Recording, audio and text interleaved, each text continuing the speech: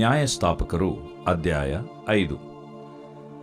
ಆ ದಿನದಲ್ಲಿ ದೆಬೋರಳು ಅಬೀನೋವಮನ ಮಗನಾದ ಬಾರಾಕನು ಹಾಡಿದ್ದೇನೆಂದರೆ, ಇಸ್ರಾಯೇಲ್ಯರಲ್ಲಿ ಸೇನಾನಾಯಕರು ಎದ್ದಿದ್ದಾರೆ, ಜನರು ಸ್ವೇಚ್ಛೆಯಿಂದ ಸೈನ್ಯದಲ್ಲಿ ಸೇರಿದ್ದಾರೆ.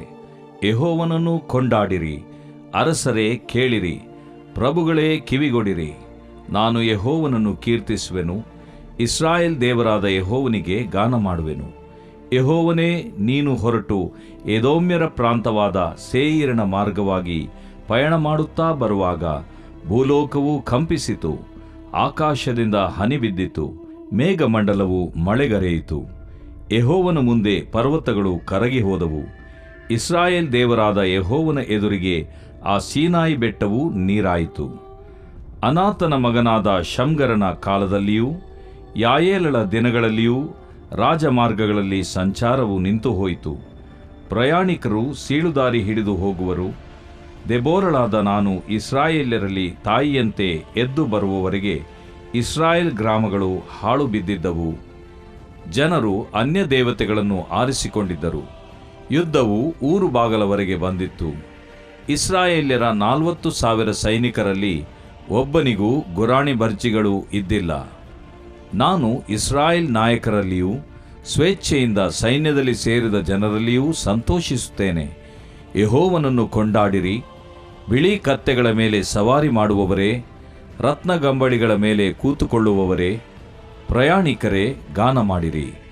ಸೇದುವ ಬಾವಿಗಳ ಬಳಿಯಲ್ಲಿ ಕೊಳ್ಳೆಯನ್ನು ಹಂಚಿಕೊಳ್ಳುವವರ ಧ್ವನಿಗಿಂತ ಗಟ್ಟಿಯಾಗಿ ಯೆಹೋವನ ನೀತಿ ಸಾಧನೆಯನ್ನು ವರ್ಣಿಸುತ್ತಾರೆ. ಆತನು ತನ್ನ ಪ್ರಜೆಗಳಾಗಿರುವ ಇಸ್ರಾಯೇಲ್ ಗ್ರಾಮಸ್ಥರ ನ್ಯಾಯವನ್ನು ಸ್ಥಾಪಿಸಿದ್ದಾನಲ್ಲ. ಆ ಕಾಲದಲ್ಲಿ ಯೆಹೋವನ ಜನರು ಊರು ಬಾಗಲುಗಳಿಗೆ ಇಳಿದು ಬಂದರು. ಎಚ್ಚರವಾಗು, ದೆಬೋರಳೇ, ಎಚ್ಚರವಾಗು, ಎಚ್ಚರವಾಗು, ಎಚ್ಚರವಾಗಿ ಗಾನ ಮಾಡು. ಬಾರಾಕನೇ, ಏಳು. ಅಬೀನೋವಮನ ಮಗನೇ, ನೀನು ಸೆರೆ ಹಿಡಿದವರನ್ನು ಸಾಗಿಸಿಕೊಂಡು ಹೋಗು. ಆಗ ಚದುರಿ ಹೋದವರು ನಾಯಕರ ಬಳಿಗೆ ಕೂಡಿ ಬಂದರು. ಯೆಹೋವನ ಜನರು ವೀರರಾಗಿ ನನ್ನ ಸಹಾಯಕ್ಕೆ ನೆರೆದು ಬಂದರು. ಅಮಾಲೇಕ್ಯರ ಪ್ರದೇಶದಲ್ಲಿ ನೆಲೆಗೊಂಡಿರುವ ಎಫ್ರಾಯಿಮ್ಯರು, ಅವರ ಜೊತೆಯಲ್ಲಿ ಬೆನ್ಯಾಮೀನ್ಯರು ಬಂದರು. ಮಾಕೀರನ ಗೋತ್ರದಿಂದ ಪ್ರಧಾನರು, ಜೆಬುಲೂನ್ ಕುಲದಿಂದ ದಂಡಧಾರಿಗಳಾದ ಸೇನಾ ನಾಯಕರು, ದೆಬೋರಳ ಜೊತೆಯಲ್ಲಿ ಇಸ್ಸಾಕಾರ್ ಕುಲಪ್ರಭುಗಳು, ಇಸ್ಸಾಕಾರ್ಯರೊಡನೆ ಬಾರಾಕನು ಆಗಮಿಸಿದರು. ಇವರೆಲ್ಲರೂ ಬಾರಾಕನ ಹೆಜ್ಜೆ ಹಿಡಿದು ಸರ್ರನೆ ತಗ್ಗಿಗೆ ಬಂದರು. ರೂಬೇನ್ಯರು ನೀರಿನ ಕಾಲುವೆಗಳ ಬಳಿಯಲ್ಲಿ ಮಾಡಿದ ತೀರ್ಮಾನಗಳು ಘನವಾದವುಗಳೇ ಸರಿ. ರೂಬೇನ್ಯರೇ, ನೀವು ಕುರಿಹಟ್ಟಿಗಳಲ್ಲಿ ಕೂತಿರುವುದೇಕೆ? ಮಂದೆಗಳ ಮಧ್ಯದಲ್ಲಿ ಕೊಳಲೂದುವುದನ್ನು ಕೇಳಬೇಕೆಂದಿದ್ದೀರೋ? ರೂಬೇನ್ಯರು ನೀರಿನ ಕಾಲುವೆಗಳ ಬಳಿಯಲ್ಲಿ ಮಾಡಿದ ವಿಚಾರಗಳು ಬಹು ಘನವಾದವುಗಳೇ ಸರಿ. ಗಿಲ್ಯಾದ್ಯರು ಯೊರ್ದನಿನ ಆಚೆಯಲ್ಲೇ ಉಳಿದರು.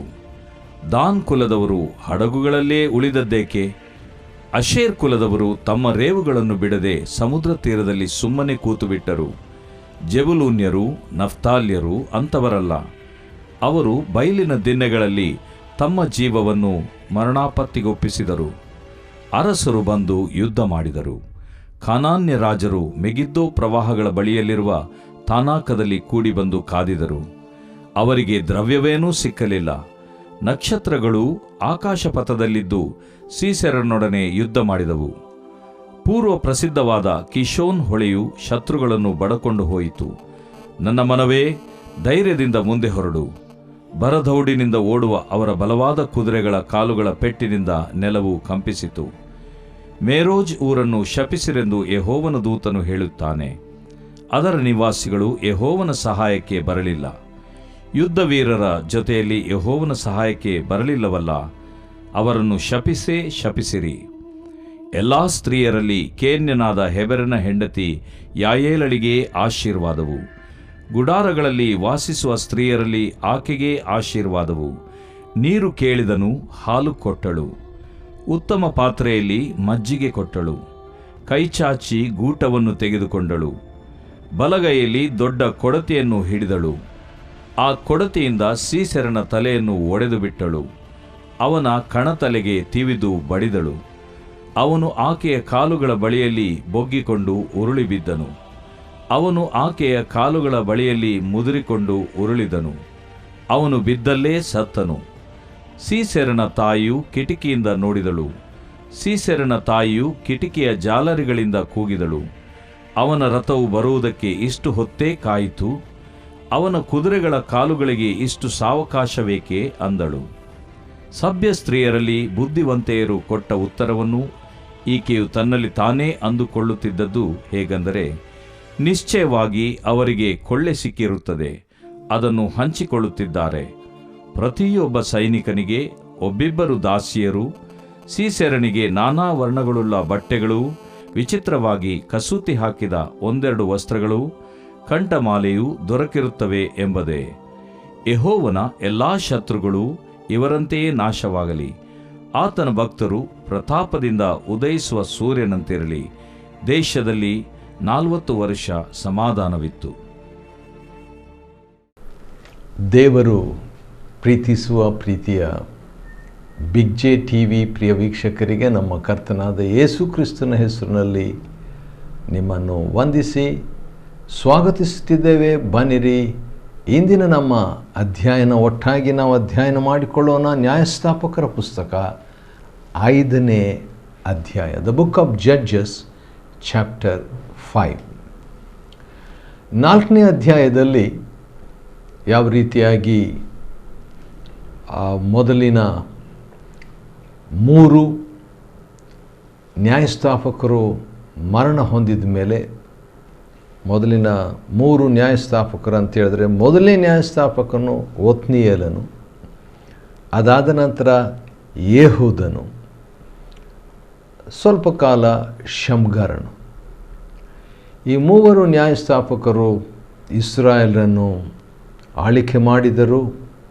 ಮತ್ತು ಆ ರೀತಿಯಾಗಿ ಆಳಿಕೆ ಮಾಡ್ತಿದ್ದಾಗ ಸುಮಾರು 20 ವರ್ಷಗಳು ಅವರು ದೇವರ ದೃಷ್ಟಿಯಲ್ಲಿ ತಮ್ಮದೇ ಆದ ಇಷ್ಟ ಪ್ರಕಾರವಾಗಿ ದ್ರೋಹಿಗಳಾಗಿ ನಡ್ಕೊಂಡಿದ್ದರಿಂದ ದೇವರು ಕಾನಾನ್ಯರ ಅರಸನಾದ ಯಾಬೀನನಿಗೆ ತನ್ನ ಜನರನ್ನು ಒಪ್ಪಿಸಿಬಿಡ್ತಾನೆ. ಅದರಲ್ಲಿ ಒಬ್ಬನು ಸೇನಾಪತಿ ಇರ್ತಾನೆ, ಅವನ ಹೆಸರು ಸೀಸೇರನು ಅಂತ ಹೇಳ್ಬಿಟ್ಟು. ಸೀಸೇರನು ಅಂತ ಹೇಳಿದರೆ ರಾವಿನ ಸೇವಕ ಅಂತ ಹೇಳ್ಬಿಟ್ಟು, ರಾವಿನ ದಾಸ ಅಂತ ಹೇಳ್ಬಿಟ್ಟು. ಇವನ ಹತ್ರ ಸ್ಪೆಷಾಲಿಟಿ ಏನಂತ ಹೇಳಿದರೆ, ವೈಶಿಷ್ಟ್ಯತೆ 900 ಕಬ್ಬಿಣದ ರಥಗಳಿದ್ವಂತೆ. ಭಾಳ ವಿಶೇಷವಾದಂಥ ವ್ಯಕ್ತಿ, ಶಕ್ತಿಯುತನಾದಂಥ ವ್ಯಕ್ತಿ. ಹಾಗಿರುವಾಗ ಅಂಥ ಶಕ್ತಿಯ ಮುಂದೆ ಕೇವಲ ಒಬ್ಬ ಮಹಿಳೆ ಸಾಕಾಗಿತ್ತು. ದೇವರು ತನ್ನ ಶಕ್ತಿಯನ್ನು ಈ ರೀತಿಯಾಗಿ ಪ್ರಕಟಪಡಿಸಿದನು. ಒಟ್ಟು ಇದರಲ್ಲಿ ನಾವು ತಿಳಿಯುವಂಥ ಒಂದು ಸಂಗತಿ ಏನಂದರೆ, ಆ ಮಹಿಳೆ ಅಲ್ಲ, ಜನರಲ್ಲ, ದೇವರು ಅವರಿಗೆ ಜಯ ಕೊಟ್ಟನು ಎಂಬುದಾಗಿ ಅವರು ತಿಳ್ಕೊಳ್ಬೇಕಂತ. ಹೌದು, ಲಪಿದೋತನ ಹೆಂಡತಿ. ಲಪಿದೋತ ಅಂತ ಹೇಳಿದರೆ ಪ್ರಕಾಶ, ಹೊಳೆಯುವವನ ಹೆಂಡತಿಯಾದ ದೆಬೋರಳು. ದೆಬೋರಾ ಅಂತ ಹೇಳಿದರೆ ಜೇನುಹುಳ ಅಂತ ಹೇಳಿಬಿಟ್ಟು.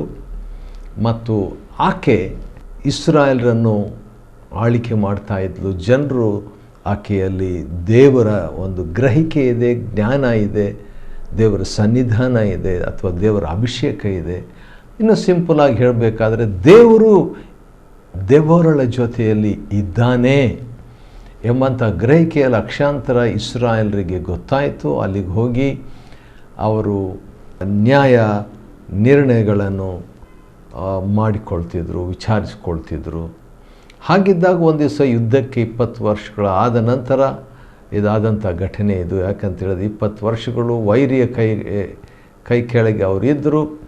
ಆದ್ದರಿಂದ ದೇವರು ದೆಬೋರಳನ್ನು ನ್ಯಾಯಸ್ಥಾಪಕಳಾಗಿ ಎಬ್ಬಿಸುತ್ತಾನೆ.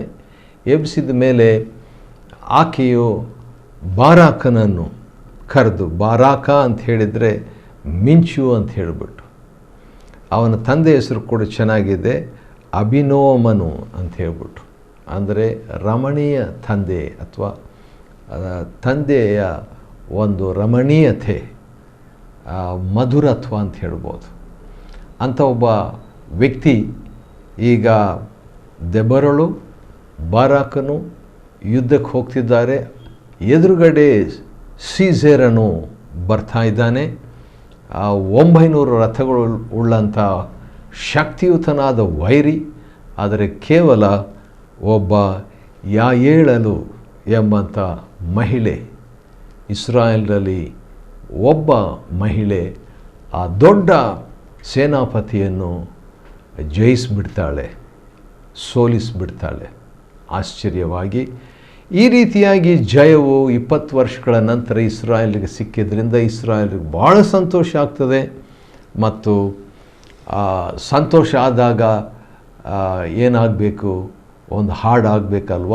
ಕೆಲವು ಸಾರಿ ಆ ರೀತಿಯಾಗಿ ಸಂತೋಷ ಇರುವಾಗ ಕೆಲವರು ಹಾಡಾಡ್ತಾರೆ, ಆದರೆ ಕೆಲವು ಕಡೆ ದುಃಖ ಇರುವಾಗ ಕೂಡ ಹಾಡಾಡ್ತಾರೆ. ಆದರೆ ಈ ಸಂದರ್ಭದಲ್ಲಿ ಜಯ ಸಿಕ್ಕಿದ್ದರಿಂದ 5ನೇ ಅಧ್ಯಾಯ ನ್ಯಾಯಸ್ಥಾಪಕರ ಪುಸ್ತಕದಲ್ಲಿ ಜಯ ಗೀತೆಯನ್ನು ನಾವು ನೋಡ್ಬೋದು.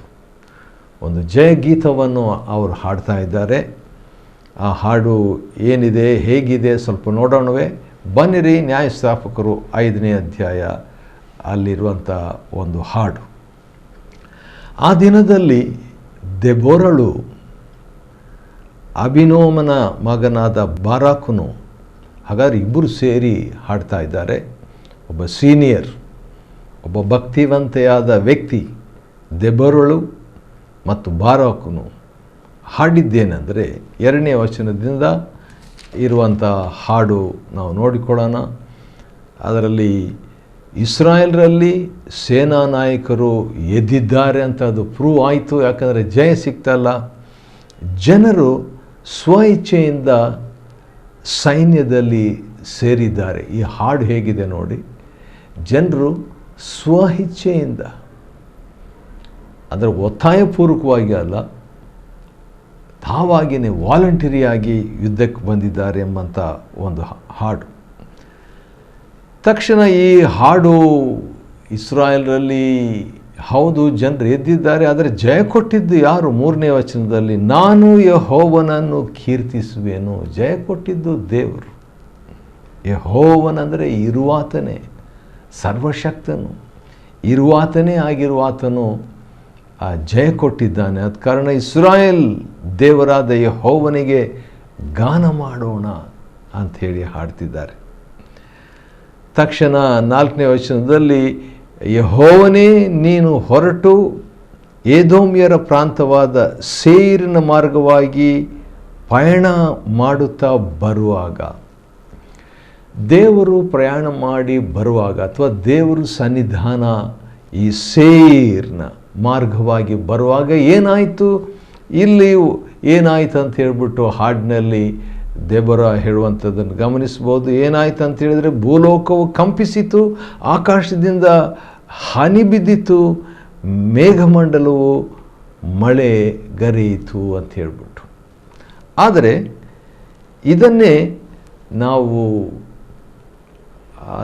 ಧರ್ಮೋಪದೇಶ ಕಾಂಡದಲ್ಲಿ ದೇವರು ಯಾವ ರೀತಿಯಾಗಿ ಸೇರ್ನ ಮಾರ್ಗವಾಗಿ ಬಂದನಂತ ಹೇಳ್ಬಿಟ್ಟು ಸ್ವಲ್ಪ ನೋಡಿಕೊಳ್ಳೋಣ.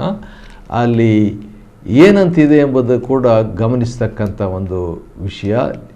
ಧರ್ಮೋಪದೇಶ ಕಾಂಡ 33ನೇ ಅಧ್ಯಾಯದಲ್ಲಿ ದೇವರು ಸೇರ್ನ ಮಾರ್ಗವಾಗಿ ಬರುವಾಗ ಏನಾಯಿತು, 3ನೇ ಅಧ್ಯಾಯ 2ನೇ ವಚನದಲ್ಲಿ ಈ ರೀತಿಯಾಗಿದೆ. ಪ್ರಿಯರೇ, ನಿಮಗೋಸ್ಕರವಾಗಿ ಓದ್ತೇನೆ, ಕೇಳಿಸ್ಕೊಡ್ರಿ. ಯೆಹೋವನು ಸೀನಾಯಿ ಬೆಟ್ಟದಿಂದ ಇಳಿದು ಸೇರ್ ಎಂಬ ಬೆಟ್ಟದ ಸೀಮೆಯೊಳಗಿಂದ ಪ್ರಕಾಶಿಸಿ.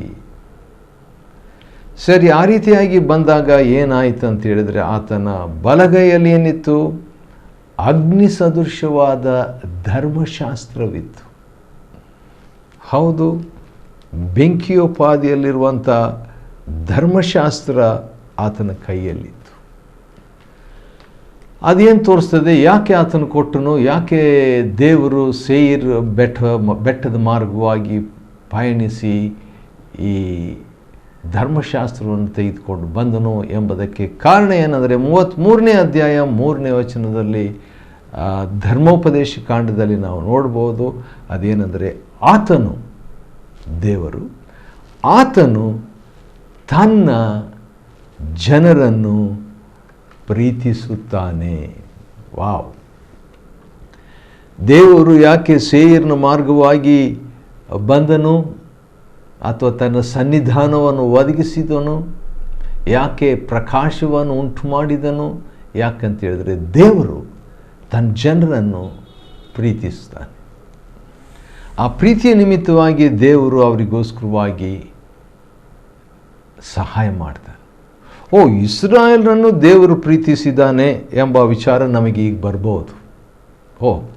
ದೇವರು ಪಕ್ಷಪಾತಿಯಾಗಿರಬೇಕು, ಯಾಕಂತೇಳಿದ್ರೆ ಇಸ್ರಾಯೇಲರನ್ನು ಮಾತ್ರ ಪ್ರೀತಿಸಿದನಂತ. ಇಲ್ಲ ಪ್ರಿಯರೇ, ಯೋಹಾನ 3:16 ದೇವರು ಲೋಕದ ಮೇಲೆ ಎಷ್ಟೋ ಪ್ರೀತಿಯನ್ನಿಟ್ಟು ಇಡೀ ಲೋಕವನ್ನು ಪ್ರೀತಿಸ್ತಾನೆ. ಬರೇ ಪ್ರೀತಿ ಅಲ್ಲ, ಎಷ್ಟೋ ಪ್ರೀತಿಯನ್ನಿಟ್ಟು ತನ್ನ ಒಬ್ಬನೇ ಮಗನನ್ನು ಕೊಟ್ಟನು.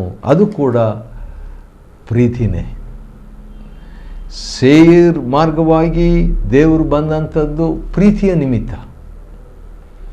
ಧರ್ಮಶಾಸ್ತ್ರ ಎಂಬ ವಾಕ್ಯವನ್ನು ಕೊಟ್ಟದರ ಉದ್ದೇಶ ಪ್ರೀತಿ. ಅದೇ ರೀತಿಯಾಗಿ ಜೀವಂತ ವಾಕ್ಯವಾದ ಯೇಸು ಕ್ರಿಸ್ತನನ್ನು ದೇವರು ಕಳಿಸಿಕೊಟ್ಟಂಥ ಉದ್ದೇಶ ಕೂಡ ಪ್ರೀತಿ. ಸರಿ, ಅನಂತರ ನಾವು ನೋಡುವಾಗ ನಾತಾನ, ಇವರು ನೆನಪಿರಲಿ, ಇದು ದೆಬೋರಾ ಮತ್ತು ಬಾರಾಕನು ಈ ಸೀಸೆರನ ಮೇಲೆ, ಯಾಬೀನನ ಮೇಲೆ ಜಯ ಸಿಕ್ಕಿದ್ದರಿಂದ ಇವರು ಹಾಡಾಡ್ತಾ ಇದ್ದಾರೆ. ಕಾನಾನ್ಯರ ಮೇಲೆ ದೇವರು ಜಯ ಕೊಟ್ಟಿದ್ದರಿಂದ ಇಸ್ರಾಯೇಲರು ಈಗ ಹಾಡಾಡ್ತಾ ಇದ್ದಾರೆ. ಮುಖ್ಯವಾದಂಥ ಗಾಯಕಿಯರು ದೆಬೋರಾ ಮತ್ತು ಬಾರಾಕ್ ಅವರು ಹಾಡ್ತಾ ಇದ್ದಾರೆ. ಆ ರೀತಿಯಾಗಿ ಹಾಡುವಾಗ ದೆಬೋರಳು ತನ್ನ ವಿಷಯದಲ್ಲಿ ಒಂದು ಮಾತು ಹೇಳ್ತಾಳೆ, ಅದು ಭಾಳ ಆಶ್ಚರ್ಯ. 7ನೇ ವಚನದಲ್ಲಿ ಅದೇನಂತ ಹೇಳಿದ್ರೆ, ದೆಬೋರಳಾದ ನಾನು ಇಸ್ರಾಯೇಲ್ಯರಲ್ಲಿ ತಾಯಿಯಂತೆ ಎದ್ದು ಬರುವವರೆಗೆ, ಗಮನಿಸ್ರಿ ಏನಾಯಿತು, ದೆಬೋರಾ ಬರೋ ತನಕ ಏನಾಗ್ಬಿಟ್ಟಿತ್ತು ಇಸ್ರಾಯೇಲರಲ್ಲಿ, ಇಸ್ರಾಯೇಲ್ ಗ್ರಾಮಗಳು ಹಾಳು ಬಿದ್ದಿದ್ದವು. ಒಬ್ಬ ಮಹಿಳೆ ದೇವರು ಎಬ್ಬಿಸಿದಾಗ ಹಾಳು ಬಿದ್ದಂಥ ಇಸ್ರಾಯೇಲರ ಗ್ರಾಮಗಳು ಬುಗ್ಗೆಯಂತೆ ಚಿಗಿರು ಬಿಟ್ಟು ಅಥವಾ ಒಂದು ಆಶಾಕಿರಣ ಮೂಡಿತು ಅಂತ ಹೇಳ್ಬೋದು. ಸರಿ, ಅಷ್ಟೇ ಅಲ್ಲ, ಇಸ್ರಾಯೇಲರ ಗ್ರಾಮ ಅಂದರೆ ದೆಬೋರಳು ಬರೋದಕ್ಕೆ ಮುಂಚಿತವಾಗಿ ಒಂದು ಇಸ್ರಾಯೇಲರ ಒಂದು ಸ್ಥಿತಿಗತಿ ಏನಾಗಿತ್ತು? ಒಂದು, ಇಸ್ರಾಯೇಲರು ಗ್ರಾಮಗಳು ಹಾಳು ಬಿದ್ದಿದ್ದು. 2ನೇದು, ಜನರು ಅನ್ಯ ದೇವತೆಗಳನ್ನು ಆರಿಸಿಕೊಂಡಿದ್ದರು. 3, ಯುದ್ಧವು ಊರು ಬಾಗಿಲವರೆಗೆ ಬಂದಿತ್ತು. ವಾರ್, ಯುದ್ಧ ಯುದ್ಧ ಯುದ್ಧ, ಹತ್ರ ಯುದ್ಧ ಊರು ಬಾಗಿಲವರೆಗೆ ಬಂದಿತ್ತು. ಮತ್ತು ಇಸ್ರಾಯೇಲರ 40,000 ಸೈನಿಕರಲ್ಲಿ ಒಬ್ಬನಿಗೂ ಗುರಾಣಿ ಬರ್ಜಿಗಳು ಇದ್ದಿದ್ದಿಲ್ಲ. ಆಶ್ಚರ್ಯ ಅಲ್ವಾ? ಇನ್ನೊಂದು ಸರಿ ಹೇಳ್ತೀನಿ, ಒಂದು ವೇಳೆ ಮಿಸ್ ಮಾಡ್ಕೋಬಾರ್ದು. ಸೈನಿಕರು ಇದ್ದರು, ಇಸ್ರಾಯೇಲರು ಲಕ್ಷಾಂತರ ಜನರಿದ್ದರು, ಅವರಲ್ಲಿ ಸ್ಪೆಷಲಾಗಿ ಸೈನಿಕರಿದ್ದರಂತೆ. ಮತ್ತು ಎಷ್ಟು ಸೈನಿಕರು ಅಂದರೆ 40,000 ಸೈನಿಕರಿದ್ದರು. ಆದರೆ ಅವರಲ್ಲಿ ಒಬ್ಬರಿಗೂ ತಮ್ಮನ್ನು ಸಂರಕ್ಷಿಸಿಕೊಳ್ಳುವಂಥ ಗುರಾಣಿ ಇರಲಿಲ್ಲ ಮತ್ತು ಬರ್ಜಿ ಎದುರಿಸುವಂಥ ಬರ್ಜಿನೂ ಇರಲಿಲ್ಲ. ಹಾಗಾದರೆ ಹೇಗೆ ಯುದ್ಧ ಮಾಡಲಿಕ್ಕೆ ಸಾಧ್ಯ? ಹೇಗೆ ಆ 40,000 ಜನರು ಇದ್ದರೂ ಕೂಡ ದೇವರು ಅವರನ್ನು ಯಾರನ್ನು ಉಪಯೋಗಿಸದೆ ಒಬ್ಬ ಮಹಿಳೆಯನ್ನು ಉಪಯೋಗಿಸಿ ಜಯ ಕೊಟ್ಟನಲ್ಲ? ಅವರಲ್ಲಿ ಸಂರಕ್ಷಿಸಿಕೊಳ್ಳುವಂಥ ಅಥವಾ ಎದುರಿಸುವಂಥ ಗುರಾಣಿ ಆಗಲಿ ಬರ್ಜಿ ಆಗಲಿ ಇರಲಿಲ್ಲ. ಆದರೂ ಕೂಡ ದೇವರು ಆಶ್ಚರ್ಯವಾಗಿ ಒಬ್ಬ ಮಹಿಳೆಯ ಮುಖಾಂತರ, ಯಾಯೇಳಲು ಎಂಬಂಥ ಮಹಿಳೆಯ ಮುಖಾಂತರ, ಯಾಯೇಳಲು ಅಂತ ಹೇಳಿದರೆ ಒಂದು ಅರ್ಥ ಏನಂದರೆ ಹಾರುವ, ಹತ್ತುವ, ಒಂದು ಮೇಕೆ ದಾಟುವ ಮೇಕೆ ಅಥವಾ ಮೇಕೆದಾಟು ಅಂತ ಅರ್ಥ. ಈ ಯಾಯೇಳಲು ಎಂಬ ಮಹಿಳೆಯ ಅರ್ಥ. ಅಂಥ ಒಬ್ಬ ಬಲಹೀನ ವ್ಯಕ್ತಿಯನ್ನು ದೇವರು ಆರಿಸಿಕೊಂಡು ಬಲವಾದ ರೀತಿಯಲ್ಲಿ ತನ್ನನ್ನು ಕಾಣಿಸಿಕೊಂಡನು. ಅದ ಕಾರಣ ಹಾಡ್ತಾ ಇದ್ದಾರೆ ಇವರು. ಮತ್ತು ಮಧ್ಯದಲ್ಲಿ ಒಂದು ಮಾತು ದೆಬೋರಳು ಹೇಳುವಂಥದ್ದು ನನಗಿಷ್ಟ. ಅದೇನಂತಂದರೆ 9ನೇ ವಚನದಲ್ಲಿ, ನಾನು ಇಸ್ರಾಯೇಲ್ ನಾಯಕರಲ್ಲಿಯೂ ಸ್ವೇಚ್ಛೆಯಿಂದ ಸೈನ್ಯದಲ್ಲಿ ಸೇರಿದ ಜನರಲ್ಲಿಯೂ ಸಂತೋಷಿಸುತ್ತೇನೆ. ಸ್ವ ಇಚ್ಛೆಯಿಂದ ಯುದ್ಧಕ್ಕೆ ಅಥವಾ ಸೈನ್ಯದಲ್ಲಿ ಸೇರಿದ ಜನರು, ಸೈನ್ಯದಲ್ಲಿ ಜನರು ಸೇರುವುದಕ್ಕೆ ಬೇರೆ ಬೇರೆ ಕಾರಣಗಳಿರ್ಬೋದು. ಆದರೆ ಮುಖ್ಯವಾದ ಕಾರಣ ದೆಬೋರಳು ಅಪೇಕ್ಷೆ ಪಟ್ಟದ್ದೇನಂತ ಹೇಳಿದ್ರೆ ಸಂತೋಷವಾಗಿ ಸೇರಬೇಕಂತ ಹೇಳ್ಬಿಟ್ಟು. ಆ ರೀತಿಯಾಗಿ ಅವರು ಸಂತೋಷವಾಗಿ ಸೇರಿದ್ದರು. ಅಂಥವರು 40,000 ಜನರು ಇದ್ದರು. ಅವರಲ್ಲಿ ಒಬ್ಬನಿಗೂ ಗುರಾಣಿ ಇರಲಿಲ್ಲ, ಬರ್ಜಿ ಇರಲಿಲ್ಲ. ಆದರೂ ಕೂಡ ದೇವರು ಅವರನ್ನು ಉಪಯೋಗಿಸಲಿಲ್ಲ. ಒಬ್ಬ ಮಹಿಳೆಯನ್ನು ಉಪಯೋಗಿಸಿ ಬಲವಾದಂಥ ದೇವರು ಆ ಬಲಹೀನ ಪಾತ್ರೆಯನ್ನು ಉಪಯೋಗಿಸಿ ತನ್ನ ಶಕ್ತಿಯನ್ನು ತೋರ್ಪಡಿಸ್ತಾನೆ ಇಸ್ರಾಯೇಲರಿಗೆ 20 ವರ್ಷಗಳ ನಂತರ. ಆಮೇಲೆ ಹಾಡಿನಲ್ಲಿ ದೆಬೋರಳು ತನ್ನನ್ನು ಕೂಡ ತನ್ನ ಒಂದು ಸಾಕ್ಷಿಯನ್ನು ಹೇಳ್ತಾಳೆ. ಈಗ ತನಗೆ ತಾನೇ ಮಾತಾಡ್ಕೊಳ್ತಾಳೆ ಹಾಡಿನಲ್ಲಿ. ಕೆಲವು ಸಾರಿ ಹಾಡಿನಲ್ಲಿ ಆ ರೀತಿಯಾಗಿ ನಮಗೆ ನಾವೇ ಮಾತಾಡ್ಕೊಳ್ಬೋದು. ಇಲ್ಲಿ ದೆಬೋರಳು ಯಾವ ರೀತಿಯಾಗಿ ಮಾತಾಡ್ಕೊಳ್ತಾಳೆ ಎಂಬುದಾಗಿ ನೋಡೋಣ. 12ನೇ ವಚನ, ಎಚ್ಚರವಾಗು ದೆಬೋರಳೇ, ಎಚ್ಚರವಾಗಿ ಗಾನ ಮಾಡು. ಬಾರಾಕನೇ, ಏಳು ಹೋಗು ಎಂಬುದಾಗಿ ಹೇಳಿ 21ನೇ ವಚನದಲ್ಲಿ, ನನ್ನ ಮನವೇ ಧೈರ್ಯದಿಂದ ಮುಂದೆ ಹೊರಡು. ಕೆಲವು ಸಾರಿ ಹಾಡಿನಲ್ಲಿ ನಮಗೆ ನಾವೇ ಮಾತಾಡ್ಕೊಳ್ತೀವಲ್ಲ, ನನ್ನ ಮನವೇ ಯೆಹೋವನನ್ನು ಕೊಂಡಾಡು ಎಂಬುದಾಗಿ. ಆ ರೀತಿಯಾಗಿ ನನ್ನ ಮನವೇ ಧೈರ್ಯದಿಂದ ಮುಂದೆ ಹೋಗು ಎಂಬುದಾಗಿ ದೆಬೋರಳು ತನಗೆ ತಾನೇ ಈ ಹಾಡಿನಲ್ಲಿ ಹಾಡಾಡ್ಕೊಳ್ತಾಳೆ. ಇದರಲ್ಲಿ ಆಶ್ಚರ್ಯ ಈ ಹಾಡಿನಲ್ಲಿ ಏನಂತ ಹೇಳಿದ್ರೆ, ಎಫ್ರಾಯಿಮ್ನವರು, ಬೆನ್ಯಾಮೀನ್ ಅವರು ಬಂದರು, ಜಬುಲೂನ್ ಗೋತ್ರದವರು, ಇಸ್ಸಾಕರ್, ರೂಬೇನರು ಮತ್ತು ದಾನ್, ಆಶೇರ್, ಜಬುಲೂನರು ಬಂದರು. ಬೇರೆ ಕೆಲವು ಕುಲದವರು ಬರಲಿಲ್ಲ. ಹತ್ರ 1, 2, 3, 4, 5, 6, 7, 8 ಗೋತ್ರದವರ ಬಗ್ಗೆ ಇಲ್ಲಿ ನಾವು ನೋಡ್ಬೋದು. ಒಟ್ಟು ಈ ರೀತಿಯಾಗಿ ಯುದ್ಧಕ್ಕೆ ಬಂದರು. ವಿಚಿತ್ರವಾದಂಥ ಒಂದು ಮಾತನ್ನು 23ನೇ ವಚನದಲ್ಲಿ ಗಮನಿಸ್ಬೋದು. ಅದೇನೆಂದರೆ, ಮೆರೋಜ್ ಊರನ್ನು ಶಪಿಸಬೇಕು. ಯಾಕೆಂದರೆ ಮೆರೋಜ್ ಅದರ ನಿವಾಸಿಗಳು, ಈ ಊರಿನವರು ಯೆಹೋವನ ಸಹಾಯಕ್ಕೆ ಬರಲಿಲ್ಲ. 2 ಸಾರಿ ಒಂದೇ ವಚನದಲ್ಲಿ, ನ್ಯಾಯಸ್ಥಾಪಕರು 5:23ರಲ್ಲಿ 2 ಸಾರಿ ದೇವ್ರ ಸಹಾಯಕ್ಕೆ ಬರಲಿಲ್ಲ ಎಂಬುದಾಗಿ ಹೇಳಲಾಗಿದೆ. ದೇವ್ರಿಗೆ ಸಹಾಯ ಬೇಕಾಗಿಲ್ಲ. ಯಾಕಂದರೆ ಒಬ್ಬ ಮಹಿಳೆಯನ್ನು ಉಪಯೋಗ ಮಾಡಿಕೊಂಡು 40,000 ಜನರನ್ನು ಉಪಯೋಗಿಸದೆ ಒಬ್ಬ ಮಹಿಳೆಯನ್ನು ಯೂಸ್ ಮಾಡಿಕೊಂಡು ಜಯವನ್ನು ಕೊಟ್ಟನು. ಆದರೂ ಕೂಡ ದೇವರು ತನ್ನೊಂದಿಗೆ ಸಹಕರಿಸಬೇಕಂತ ಬಯಸ್ತಾನೆ. God expects us to united and cooperate with him. ಹೀಗೆ ದೇವರ ಅಪೇಕ್ಷೆಯನ್ನು ನಾವು ನೋಡ್ತೇವೆ. ನ್ಯಾಯಸ್ಥಾಪಕರು 5ನೇ ಅಧ್ಯಾಯವನ್ನು ಅಧ್ಯಯನ ಮಾಡಿಕೊಳ್ಳುವಂತೆ ದೇವರು ಕೊಟ್ಟ ಕೃಪೆಗಾಗಿ ಆತನಿಗೆ ಸ್ತೋತ್ರವಾಗಲಿ. ದೇವರು ನಿಮ್ಮನ್ನು ಆಶೀರ್ವದಿಸಲಿ.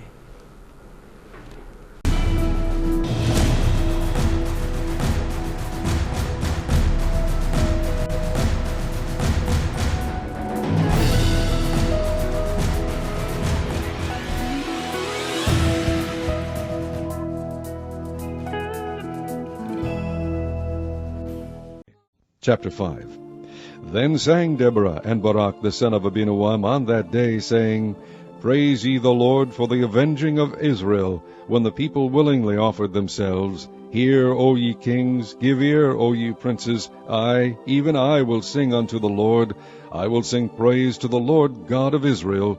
Lord, when thou wentest out of Seir, when thou marchest out of the field of Edom, the earth trembled, and the heavens dropped, the clouds also dropped water. The mountains melted from before the Lord, even that Sinai from before the Lord God of Israel. In the days of Shamgar the son of Anath, in the days of Jael, the highways were unoccupied, and the travelers walked through byways.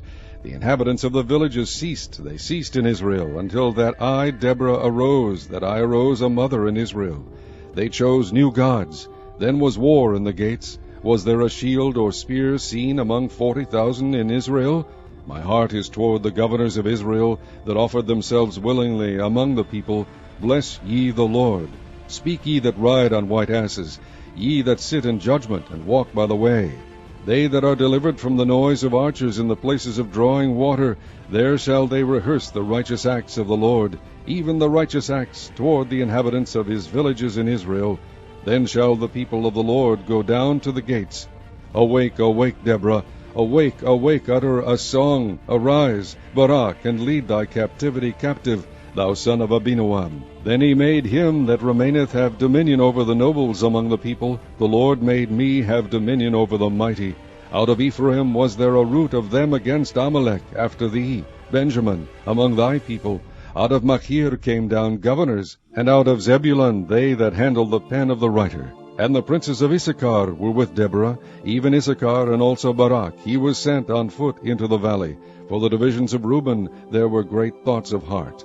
Why abodest thou among the sheepfolds to hear the bleatings of the flocks? For the divisions of Reuben there were great searchings of heart. Gilead abode beyond Jordan, and why did Dan remain in ships? Asher continued on the seashore, and abode in his breaches. Zebulun and Naphtali were a people that jeoparded their lives unto the death in the high places of the field. The kings came and fought. They fought the kings of Canaan in Taanach. By the waters of Megiddo they took no gain of money.